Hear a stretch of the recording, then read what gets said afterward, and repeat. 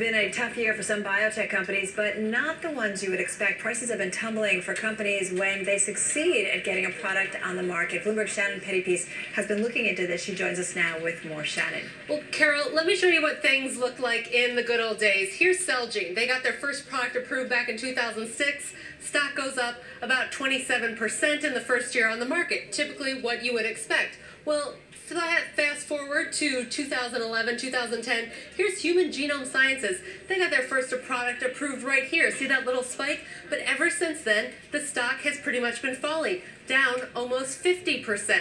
Now, another example, Dendreon.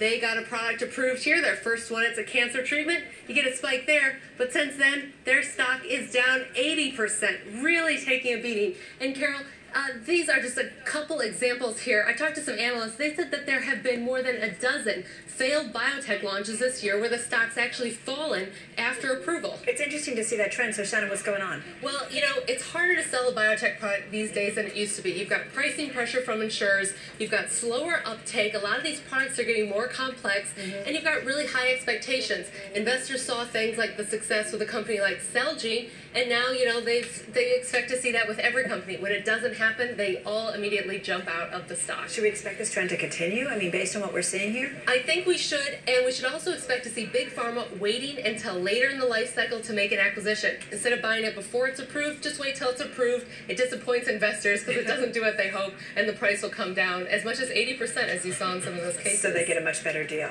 It appears that way, Potentially. Yeah. Something to keep an eye on. We will. Shannon, thank you so much.